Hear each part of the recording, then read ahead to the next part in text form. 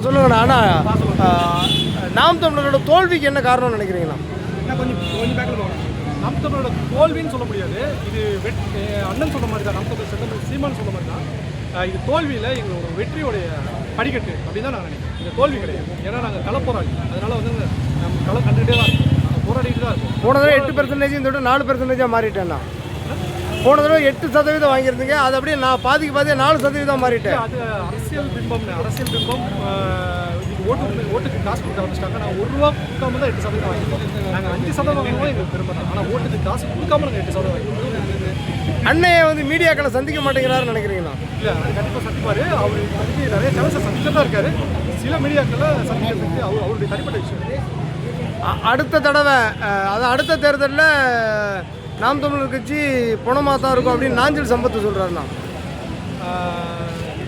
பக்கத்தில் இருக்கிற வேடிக்கையான பேச்சுக்கள்லாம் நாங்கள் காதில் வாங்குறதில்ல. நாங்கள் மறுபடியும் சொல்லுவோம், களப்போராளி. சதவீதம் குறைஞ்சாலும் இன்க்ரீஸ் ஆகும், இன்க்ரீஸ் ஆகும் டிக்ரீஸ் ஆகிறது நாங்கள் பெருசாக தெரிஞ்சுக்கணும். நாங்கள் கண்டிப்பாக நாம் தமிழர் கட்சியை உயர்த்துறதுக்கும் ஓட்டு வங்கிட்டு காசு கொடுக்காம, ஓட்டுக்கு காசு கொடுக்காம, ஜனநாயக முறைப்படி ஓட்டுக்கு காசு கொடுக்காம நாங்கள் சதவீதத்தை உயர்த்தி காட்டுவோம். அதுக்காக தான் களப்பணியில் நாங்கள் இளைஞராக இறங்கிடுவோம். நீங்கள் நாம் தமிழர் கட்சியில் இணைய என்னென்ன காரணம்?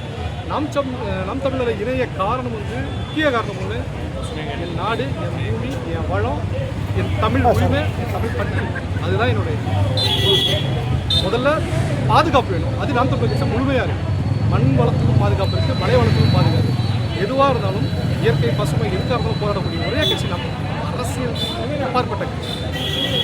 எப்படி பார்க்குறீங்கண்ணா? இவ்வளவு உண்மையாகவும் இருக்கிற கட்சிகள் வந்து மக்கள் மத்தியில் கிட்டத்தட்ட 16 வருஷமாக இவ்வளவு தான் போய் சேர்க்க முடியுதுன்னு நினைக்கிறீங்களா? இல்லைண்ணே,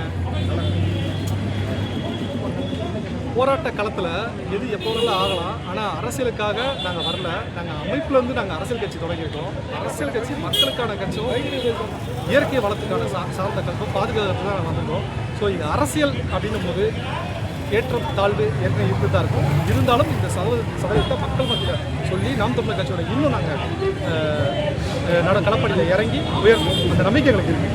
ஆனால் எப்படி நான் வந்து இவ்வளவு தோல்விக்கு அப்புறமும் துவண்டு போகாமல் நிற்க முடியும்? அதுதான் நாம் தமிழர் கட்சி. நீங்கள் கேட்டீங்களா, அதுதான் நாம் தமிழர் கட்சி. இது தோல்வியை நாங்கள் நினைக்கவே இல்லை. வெற்றியின் படிக்கட்டு தான். இன்றைக்கும் எங்களுக்கு உற்சாகம் தான் இருக்கும். நாங்கள் 20% வாங்கின ஓட்டு இன்றைக்கி 8% ஆயிருக்குல்ல. அந்த 20 விட இன்றைக்கி நாங்கள் உற்சாகமாக இருக்கும். ஏன்னா 8 இறங்கிச்சு இல்லை, 8 இப்போ தான் புதுசாக 8 பிடிச்சிருக்கணும். ஒரு மன தளர்ச்சி அடைந்த அண்ணனோட எந்த பேச்சு கேட்கும்போது இன்னும் வீரியமாக போக தோணும்னா இந்த சவுண்டை கேட்டாலே, அதாவது இந்த பேச்சு அடிக்கடி ஒரு விஷயம் சொல்லுவார். தூங்கும் புலி பறை கொண்டு இருக்கும், தூய தமிழ் கொண்டு இருக்கும், தீங்கூர் பவனை இருக்கும், செந்தமிழ் உணவு மேல் கொண்டு இருக்கும். அந்த தமிழை தட்டி எழுப்பது உலகம் முழுவதும் தட்டி எழுதியிருக்காரு. அந்த ஒரே ஒரு பேச்சு தான் என்ன நாம் தமிழுக்கு பிடிச்சது. எல்லா விஷயம் உங்களுக்கு பிடிச்சது, ரொம்ப பிடிச்ச விஷயம், இந்த விஷயத்தினால நான் ரொம்ப ஈர்க்கப்பட்டேன் அப்படின்னா எது நான் சொல்லுவீங்க? இது நாம் தமிழர் கட்சி யாருமே தவிர யாருமே பண்ண முடியாது அப்படின்னா உங்களுக்கு ரொம்ப பிடிச்ச விஷயம்? பசுமை பாதுகாப்பு, பசுமை வளம், மலை சுரண்டல்.